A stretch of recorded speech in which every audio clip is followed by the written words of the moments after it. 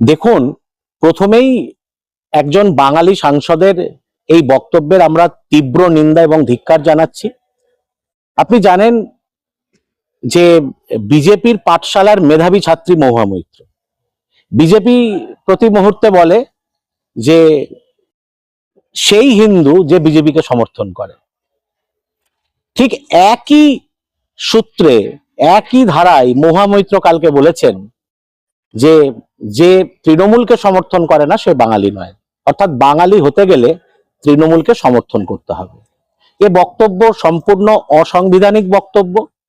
কারণ ভারতবর্ষের সংবিধান আমাদের স্বাধীনভাবে মত প্রকাশের অধিকার দিয়েছে। ভারতবর্ষের সংবিধান আমাদের স্বাধীনভাবে রাজনৈতিক মতাদর্শকে প্রকাশের অধিকার দিয়েছে। ভিন্ন ভাষা, ভিন্ন মত, ভিন্ন ধর্ম, এটাই তো ভারতবর্ষ। তা মহুয়া মৈত্র বিভিন্নবার বিভিন্ন বিতর্কিত মন্তব্য করে খবরের শিরোনামে আসতে চেয়েছেন। আপনারা জানেন যে এই লোকসভায় দাঁড়িয়ে মহুয়া মৈত্র হিন্দু ধর্মের দেবদেবীর সম্পর্কে একটা সময় কুকথা বলেছে, সাংবাদিকদেরকে দু পয়সার সাংবাদিক বলেছেন, তাকে নিয়ে লোকসভায় সার্বভৌমত্ব ভঙ্গের অভিযোগ এসেছে। বিভিন্ন ক্ষেত্রে এই সাংসদ নিজেকে হাইলাইটে রাখার জন্য বিতর্কিত মন্তব্য করেছেন।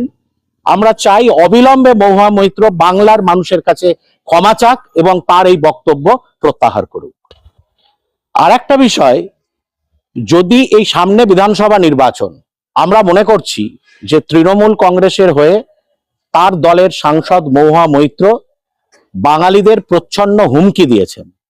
তাই যদি তিনি তার বক্তব্য প্রত্যাহার না করেন, ক্ষমা না চান, আমরা কিন্তু প্রত্যেকটা থানায়, প্রত্যেকটা জেলার প্রত্যেকটা থানায় আমরা কিন্তু মহুয়া মৈত্রের বিরুদ্ধে এফআইআর করব, এই ভয় দেখানোর জন্য। দিব্যেন্দু বসু, কৃষ্ণনগর শহর কংগ্রেসের সভাপতি।